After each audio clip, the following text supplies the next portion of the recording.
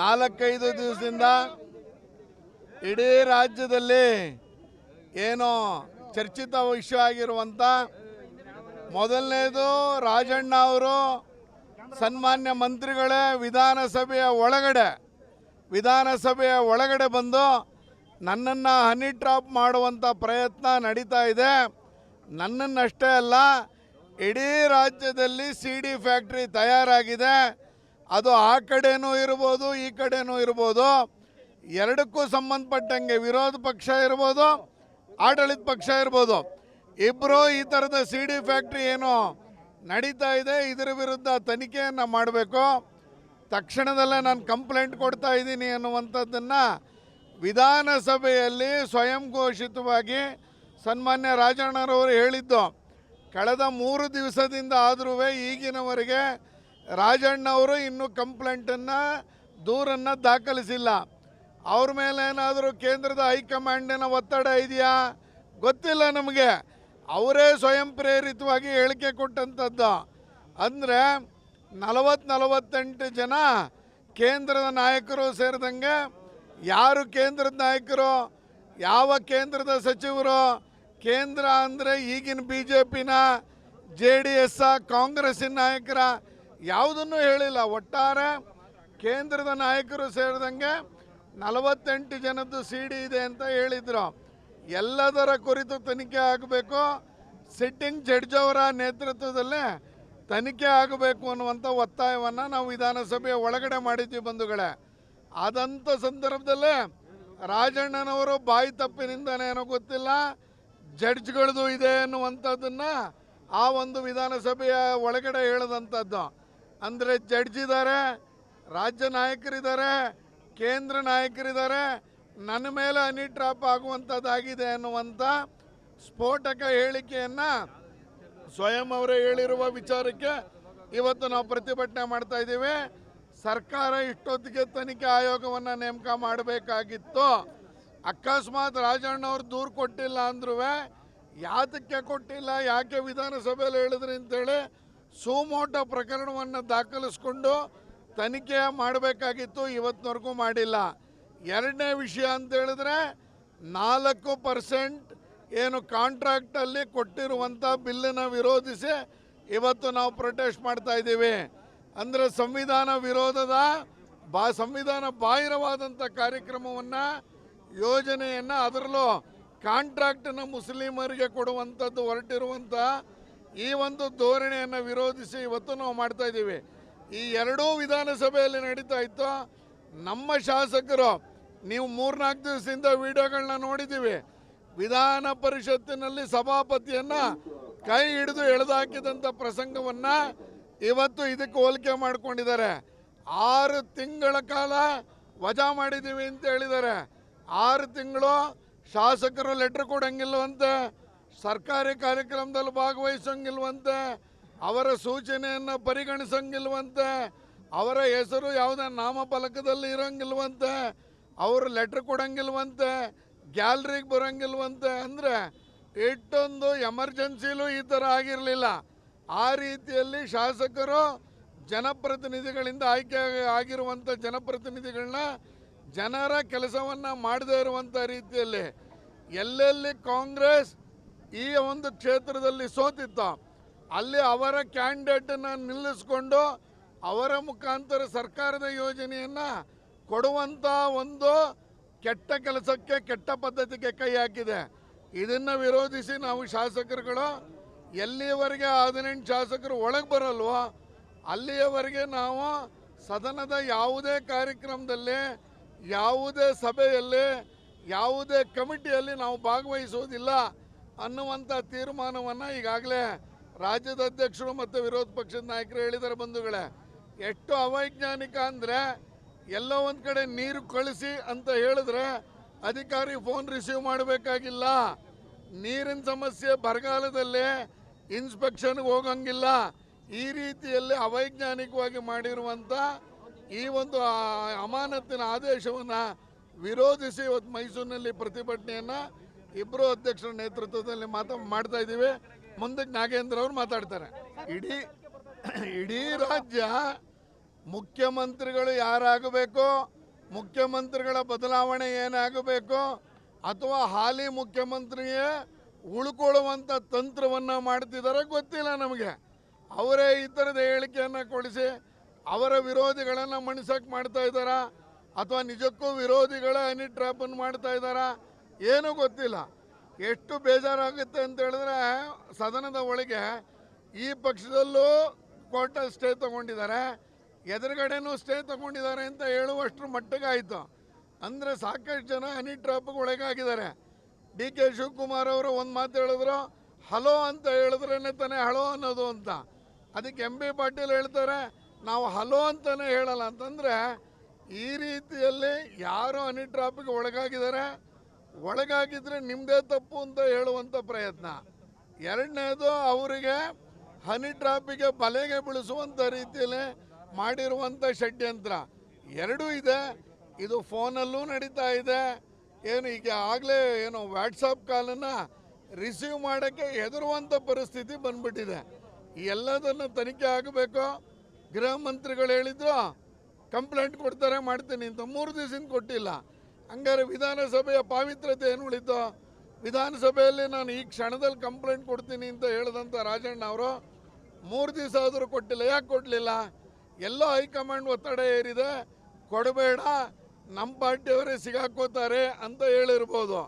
ಅಥವಾ ಹಾಲಿ ಮುಖ್ಯಮಂತ್ರಿಯೇ ಇದೇನಾದ್ರು ರಾಜಕೀಯವಾಗಿ ಬಳಸ್ಕೋತಿದ್ದಾರಾ ಗೊತ್ತಿಲ್ಲ ನಮಗೆ. ತುಂಬ ಜನ ಇದ್ದಾರೆ ಅಂದ್ಬಿಟ್ರು, ಆ ಕಡೆನೂ ಇದ್ದಾರೆ ಈ ಕಡೆನೂ ಇದ್ದಾರೆ ಅಂದರು. ನೆನ್ನೆನೂ ಸತೀಶ್ ಜಾರಕಿಹೊಳಿ 40 ಅಲ್ಲ 400 ಜನ ಇದ್ದಾರೆ ಅಂತಾರೆ. ಏನಾದರೂ ಅರ್ಥ ಹಂಗಾದ್ರೆ? ಯಾರೆಲ್ಲ ಇದ್ದಾರೆ ಇದರಲ್ಲಿ? ಅಧಿಕಾರಿಗಳಿದಾರ, ನ್ಯಾಯಮೂರ್ತಿಗಳ ಹೆಸರು ಬಂತು, ನಾವು ಯಾರನ್ನು ನಂಬಬೇಕಂಗಾರೆ? ಒಳ್ಳೆ ಗೊಂದಲ ಇರೋದ್ರಿಂದ ತನಿಖೆ ಆಗಬೇಕು. ತನಿಖೆ ಆದಾಗ ಮಾತ್ರ ಇದಕ್ಕೆ ಸತ್ಯಾಂಶ ಹೊರಗೆ ಬರುತ್ತೆ. ಸರ್ಕಾರ ಮುಂದುವರಿಯುತ್ತೆ. ಆ ಒಂದು ಪ್ರಯತ್ನದಲ್ಲೇನೆ ಇದು ಇದ್ದಕ್ಕಿದ್ದಂಗೆ ಇದು ಹನಿ ಟ್ರ್ಯಾಪ್ ವಿಚಾರ ಬಂದಿರೋವಂಥದ್ದು. ಡಿ ಕೆ ಶಿವಕುಮಾರ್ ವಿಧಾನಸೌಧದಲ್ಲಿ ಒತ್ತು ಕಿತ್ಕೋತೀನಿ ಅಂತ ಹೇಳಿದ್ರು.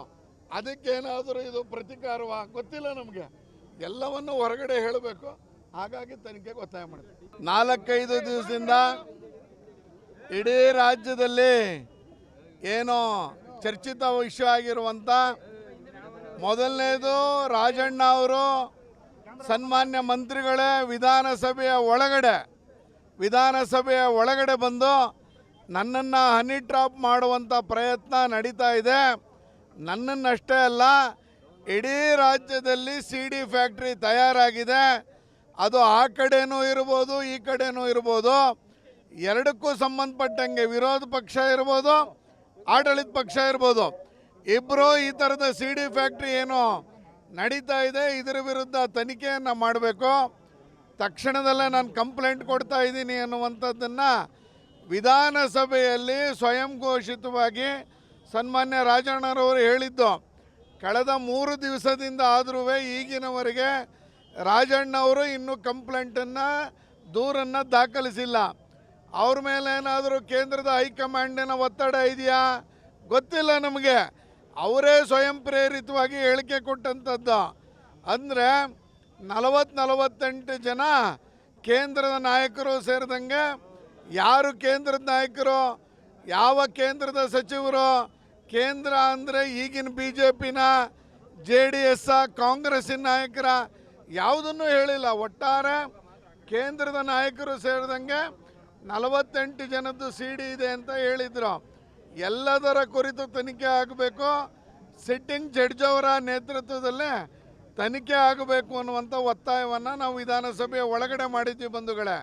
ಆದಂಥ ಸಂದರ್ಭದಲ್ಲೇ ರಾಜಣ್ಣನವರು ಬಾಯಿ ತಪ್ಪಿನಿಂದನೇನೋ ಗೊತ್ತಿಲ್ಲ ಜಡ್ಜ್ಗಳದು ಇದೆ ಅನ್ನುವಂಥದ್ದನ್ನು ಆ ಒಂದು ವಿಧಾನಸಭೆಯ ಒಳಗಡೆ ಹೇಳಿದಂಥದ್ದು.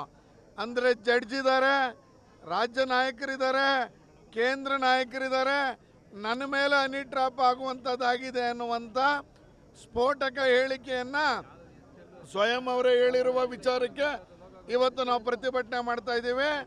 ಸರ್ಕಾರ ಇಷ್ಟೊತ್ತಿಗೆ ತನಿಖೆ ಆಯೋಗವನ್ನು ನೇಮಕ ಮಾಡಬೇಕಾಗಿತ್ತು. ಅಕಸ್ಮಾತ್ ರಾಜಣ್ಣವ್ರು ದೂರು ಕೊಟ್ಟಿಲ್ಲ ಅಂದ್ರೂ ಯಾತಕ್ಕೆ ಕೊಟ್ಟಿಲ್ಲ, ಯಾಕೆ ವಿಧಾನಸಭೆಯಲ್ಲಿ ಹೇಳಿದ್ರಿ ಅಂತೇಳಿ ಸುಮೋಟೋ ಪ್ರಕರಣವನ್ನು ದಾಖಲಿಸ್ಕೊಂಡು ತನಿಖೆ ಮಾಡಬೇಕಾಗಿತ್ತು, ಇವತ್ತಿನವರೆಗೂ ಮಾಡಿಲ್ಲ. ಎರಡನೇ ವಿಷಯ ಅಂತ ಹೇಳಿದ್ರೆ 4% ಏನು ಕಾಂಟ್ರಾಕ್ಟಲ್ಲಿ ಕೊಟ್ಟಿರುವಂಥ ಬಿಲ್ಲನ್ನು ವಿರೋಧಿಸಿ ಇವತ್ತು ನಾವು ಪ್ರೊಟೆಸ್ಟ್ ಮಾಡ್ತಾ ಇದ್ದೀವಿ. ಅಂದರೆ ಸಂವಿಧಾನ ವಿರೋಧದ ಸಂವಿಧಾನ ಬಾಹಿರವಾದಂಥ ಕಾರ್ಯಕ್ರಮವನ್ನು, ಯೋಜನೆಯನ್ನು, ಅದರಲ್ಲೂ ಕಾಂಟ್ರಾಕ್ಟನ್ನು ಮುಸ್ಲಿಮರಿಗೆ ಕೊಡುವಂಥದ್ದು ಹೊರಟಿರುವಂಥ ಈ ಒಂದು ಧೋರಣೆಯನ್ನು ವಿರೋಧಿಸಿ ಇವತ್ತು ನಾವು ಮಾಡ್ತಾ ಇದ್ದೀವಿ. ಈ ಎರಡೂ ವಿಧಾನಸಭೆಯಲ್ಲಿ ನಡೀತಾ ಇತ್ತು. ನಮ್ಮ ಶಾಸಕರು, ನೀವು 3-4 ದಿವಸದಿಂದ ವಿಡಿಯೋಗಳನ್ನ ನೋಡಿದ್ದೀವಿ, ವಿಧಾನ ಪರಿಷತ್ತಿನಲ್ಲಿ ಸಭಾಪತಿಯನ್ನು ಕೈ ಹಿಡಿದು ಎಳೆದಾಕಿದಂಥ ಪ್ರಸಂಗವನ್ನು ಇವತ್ತು ಇದಕ್ಕೆ ಹೋಲಿಕೆ ಮಾಡ್ಕೊಂಡಿದ್ದಾರೆ. 6 ತಿಂಗಳ ಕಾಲ ವಜಾ ಮಾಡಿದ್ದೀವಿ ಅಂತ ಹೇಳಿದ್ದಾರೆ. 6 ತಿಂಗಳು ಶಾಸಕರು ಲೆಟ್ರ್ ಕೊಡೋಂಗಿಲ್ವಂತೆ, ಸರ್ಕಾರಿ ಕಾರ್ಯಕ್ರಮದಲ್ಲಿ ಭಾಗವಹಿಸೋಂಗಿಲ್ವಂತೆ, ಅವರ ಸೂಚನೆಯನ್ನು ಪರಿಗಣಿಸೋಂಗಿಲ್ವಂತೆ, ಅವರ ಹೆಸರು ಯಾವುದೇ ನಾಮಫಲಕದಲ್ಲಿ ಇರೋಂಗಿಲ್ವಂತೆ, ಅವರು ಲೆಟ್ರ್ ಕೊಡೋಂಗಿಲ್ವಂತೆ, ಗ್ಯಾಲರಿಗೆ ಬರೋಂಗಿಲ್ವಂತೆ. ಅಂದರೆ ಇಷ್ಟೊಂದು ಎಮರ್ಜೆನ್ಸಿಲೂ ಈ ಥರ ಆಗಿರಲಿಲ್ಲ. ಆ ರೀತಿಯಲ್ಲಿ ಶಾಸಕರು ಜನಪ್ರತಿನಿಧಿಗಳಿಂದ ಆಯ್ಕೆ ಆಗಿರುವಂಥ ಜನಪ್ರತಿನಿಧಿಗಳನ್ನ ಜನರ ಕೆಲಸವನ್ನು ಮಾಡದೇ ಇರುವಂಥ ರೀತಿಯಲ್ಲಿ ಎಲ್ಲೆಲ್ಲಿ ಕಾಂಗ್ರೆಸ್ ಈ ಒಂದು ಕ್ಷೇತ್ರದಲ್ಲಿ ಸೋತಿತ್ತು ಅಲ್ಲಿ ಅವರ ಕ್ಯಾಂಡಿಡೇಟನ್ನು ನಿಲ್ಲಿಸ್ಕೊಂಡು ಅವರ ಮುಖಾಂತರ ಸರ್ಕಾರದ ಯೋಜನೆಯನ್ನು ಕೊಡುವಂಥ ಒಂದು ಕೆಟ್ಟ ಕೆಲಸಕ್ಕೆ, ಕೆಟ್ಟ ಪದ್ಧತಿಗೆ ಕೈ ಹಾಕಿದೆ. ಇದನ್ನು ವಿರೋಧಿಸಿ ನಾವು ಶಾಸಕರುಗಳು ಎಲ್ಲಿಯವರೆಗೆ 18 ಶಾಸಕರು ಒಳಗೆ ಬರಲ್ವೋ ಅಲ್ಲಿಯವರೆಗೆ ನಾವು ಸದನದ ಯಾವುದೇ ಕಾರ್ಯಕ್ರಮದಲ್ಲಿ, ಯಾವುದೇ ಸಭೆಯಲ್ಲಿ, ಯಾವುದೇ ಕಮಿಟಿಯಲ್ಲಿ ನಾವು ಭಾಗವಹಿಸುವುದಿಲ್ಲ ಅನ್ನುವಂಥ ತೀರ್ಮಾನವನ್ನು ಈಗಾಗಲೇ ರಾಜ್ಯದ ಅಧ್ಯಕ್ಷರು ಮತ್ತು ವಿರೋಧ ಪಕ್ಷದ ನಾಯಕರು ಹೇಳಿದ್ದಾರೆ. ಬಂಧುಗಳೇ, ಎಷ್ಟು ಅವೈಜ್ಞಾನಿಕ ಅಂದರೆ, ಎಲ್ಲೋ ಒಂದು ಕಡೆ ನೀರು ಕಳಿಸಿ ಅಂತ ಹೇಳಿದ್ರೆ ಅಧಿಕಾರಿ ಫೋನ್ ರಿಸೀವ್ ಮಾಡಬೇಕಾಗಿಲ್ಲ. ನೀರಿನ ಸಮಸ್ಯೆ ಬರಗಾಲದಲ್ಲಿ ಇನ್ಸ್ಪೆಕ್ಷನ್ಗೆ ಹೋಗಂಗಿಲ್ಲ. ಈ ರೀತಿಯಲ್ಲಿ ಅವೈಜ್ಞಾನಿಕವಾಗಿ ಮಾಡಿರುವಂಥ ಈ ಒಂದು ಅಮಾನತಿನ ಆದೇಶವನ್ನು ವಿರೋಧಿಸಿ ಇವತ್ತು ಮೈಸೂರಿನಲ್ಲಿ ಪ್ರತಿಭಟನೆಯನ್ನು ಇಬ್ಬರು ಅಧ್ಯಕ್ಷರ ನೇತೃತ್ವದಲ್ಲಿ ಮಾಡ್ತಾ ಇದ್ದೀವಿ. ಮುಂದಕ್ಕೆ ನಾಗೇಂದ್ರ ಅವರು ಮಾತಾಡ್ತಾರೆ. ಇಡೀ ರಾಜ್ಯ ಮುಖ್ಯಮಂತ್ರಿಗಳು ಯಾರಾಗಬೇಕು, ಮುಖ್ಯಮಂತ್ರಿಗಳ ಬದಲಾವಣೆ ಏನಾಗಬೇಕು, ಅಥವಾ ಹಾಲಿ ಮುಖ್ಯಮಂತ್ರಿಯೇ ಉಳ್ಕೊಳ್ಳುವಂಥ ತಂತ್ರವನ್ನು ಮಾಡ್ತಿದ್ದಾರೆ ಗೊತ್ತಿಲ್ಲ ನಮಗೆ. ಅವರೇ ಈ ಥರದ ಹೇಳಿಕೆಯನ್ನು ಕೊಡಿಸಿ ಅವರ ವಿರೋಧಿಗಳನ್ನು ಮಣಿಸಕ್ಕೆ ಮಾಡ್ತಾ ಇದ್ದಾರಾ, ಅಥವಾ ನಿಜಕ್ಕೂ ವಿರೋಧಿಗಳ ಹನಿ ಟ್ರ್ಯಾಪನ್ನು ಮಾಡ್ತಾ ಇದ್ದಾರಾ, ಏನೂ ಗೊತ್ತಿಲ್ಲ. ಎಷ್ಟು ಬೇಜಾರಾಗುತ್ತೆ ಅಂತ ಹೇಳಿದ್ರೆ, ಸದನದ ಒಳಗೆ ಈ ಪಕ್ಷದಲ್ಲೂ ಕೋರ್ಟಲ್ಲಿ ಸ್ಟೇ ತಗೊಂಡಿದ್ದಾರೆ, ಎದುರುಗಡೆನೂ ಸ್ಟೇ ತಗೊಂಡಿದ್ದಾರೆ ಅಂತ ಹೇಳುವಷ್ಟರ ಮಟ್ಟಿಗೆ ಆಯಿತು. ಅಂದರೆ ಸಾಕಷ್ಟು ಜನ ಹನಿ ಟ್ರ್ಯಾಪ್ಗೆ ಒಳಗಾಗಿದ್ದಾರೆ. ಡಿ ಕೆ ಶಿವಕುಮಾರ್ ಅವರು ಒಂದು ಮಾತು ಹೇಳಿದ್ರು, ಹಲೋ ಅಂತ ಹೇಳಿದ್ರೇ ತಾನೇ ಹಲೋ ಅನ್ನೋದು ಅಂತ. ಅದಕ್ಕೆ ಎಂ ಬಿ ಪಾಟೀಲ್ ಹೇಳ್ತಾರೆ, ನಾವು ಹಲೋ ಅಂತಲೇ ಹೇಳಲ್ಲ ಅಂತಂದರೆ, ಈ ರೀತಿಯಲ್ಲಿ ಯಾರು ಹನಿ ಟ್ರ್ಯಾಪ್ಗೆ ಒಳಗಾಗಿದ್ದಾರೆ, ಒಳಗಾಗಿದ್ದರೆ ನಿಮ್ಮದೇ ತಪ್ಪು ಅಂತ ಹೇಳುವಂಥ ಪ್ರಯತ್ನ. ಎರಡನೇದು, ಅವರಿಗೆ ಹನಿ ಟ್ರ್ಯಾಪಿಗೆ ಬಲೆಗೆ ಬೀಳಿಸುವಂಥ ರೀತಿಯಲ್ಲಿ ಮಾಡಿರುವಂಥ ಷಡ್ಯಂತ್ರ ಎರಡೂ ಇದೆ. ಇದು ಫೋನಲ್ಲೂ ನಡೀತಾ ಇದೆ. ಏನು ಈಗ ಆಗಲೇ ಏನು ವಾಟ್ಸಪ್ ಕಾಲನ್ನು ರಿಸೀವ್ ಮಾಡೋಕ್ಕೆ ಹೆದರುವಂಥ ಪರಿಸ್ಥಿತಿ ಬಂದ್ಬಿಟ್ಟಿದೆ. ಈ ಎಲ್ಲದನ್ನು ತನಿಖೆ ಆಗಬೇಕು. ಗೃಹ ಮಂತ್ರಿಗಳು ಹೇಳಿದ್ರು ಕಂಪ್ಲೇಂಟ್ ಕೊಡ್ತಾರೆ ಮಾಡ್ತೀನಿ ಅಂತ, 3 ದಿವಸದಿಂದ ಕೊಟ್ಟಿಲ್ಲ. ಹಂಗಾರೆ ವಿಧಾನಸಭೆಯ ಪಾವಿತ್ರ್ಯತೆ ಏನು ಉಳಿತು? ವಿಧಾನಸಭೆಯಲ್ಲಿ ನಾನು ಈ ಕ್ಷಣದಲ್ಲಿ ಕಂಪ್ಲೇಂಟ್ ಕೊಡ್ತೀನಿ ಅಂತ ಹೇಳಿದಂಥ ರಾಜಣ್ಣ ಅವರು 3 ದಿವಸ ಆದರೂ ಕೊಟ್ಟಿಲ್ಲ. ಯಾಕೆ ಕೊಡಲಿಲ್ಲ? ಎಲ್ಲೋ ಹೈಕಮಾಂಡ್ ಒತ್ತಡ ಏರಿದೆ, ಕೊಡಬೇಡ, ನಮ್ಮ ಪಾರ್ಟಿಯವರೇ ಸಿಗಾಕೋತಾರೆ ಅಂತ ಹೇಳಿರ್ಬೋದು. ಅಥವಾ ಹಾಲಿ ಮುಖ್ಯಮಂತ್ರಿಯೇ ಇದೇನಾದ್ರು ರಾಜಕೀಯವಾಗಿ ಬಳಸ್ಕೋತಿದ್ದಾರಾ ಗೊತ್ತಿಲ್ಲ ನಮಗೆ. ತುಂಬ ಜನ ಇದ್ದಾರೆ ಅಂದ್ಬಿಟ್ರು, ಆ ಕಡೆನೂ ಇದ್ದಾರೆ ಈ ಕಡೆನೂ ಇದ್ದಾರೆ ಅಂದರು. ನೆನ್ನೆನೂ ಸತೀಶ್ ಜಾರಕಿಹೊಳಿ 40 ಅಲ್ಲ 400 ಜನ ಇದ್ದಾರೆ ಅಂತಾರೆ. ಏನಾದರೂ ಅರ್ಥ ಹಂಗಾದ್ರೆ? ಯಾರೆಲ್ಲ ಇದ್ದಾರೆ ಇದರಲ್ಲಿ? ಅಧಿಕಾರಿಗಳಿದಾರ, ನ್ಯಾಯಮೂರ್ತಿಗಳ ಹೆಸರು ಬಂತು, ನಾವು ಯಾರನ್ನು ನಂಬಬೇಕಂಗಾರೆ? ಒಳ್ಳೆ ಗೊಂದಲ ಇರೋದ್ರಿಂದ ತನಿಖೆ ಆಗಬೇಕು. ತನಿಖೆ ಆದಾಗ ಮಾತ್ರ ಇದಕ್ಕೆ ಸತ್ಯಾಂಶ ಹೊರಗೆ ಬರುತ್ತೆ. ಸರ್ಕಾರ ಮುಂದುವರಿಯುತ್ತೆ. ಆ ಒಂದು ಪ್ರಯತ್ನದಲ್ಲೇನೆ ಇದು ಇದ್ದಕ್ಕಿದ್ದಂಗೆ ಇದು ಹನಿ ಟ್ರ್ಯಾಪ್ ವಿಚಾರ ಬಂದಿರೋವಂಥದ್ದು. ಡಿ ಕೆ ಶಿವಕುಮಾರ್ ವಿಧಾನಸೌಧದಲ್ಲಿ ಒತ್ತು ಕಿತ್ಕೋತೀನಿ ಅಂತ ಹೇಳಿದ್ರು. ಅದಕ್ಕೇನಾದರೂ ಇದು ಪ್ರತಿಕಾರವಾ ಗೊತ್ತಿಲ್ಲ ನಮಗೆ. ಎಲ್ಲವನ್ನು ಹೊರಗಡೆ ಹೇಳಬೇಕು. ಹಾಗಾಗಿ ತನಿಖೆಗೆ ಒತ್ತಾಯ ಮಾಡ್ತೀವಿ.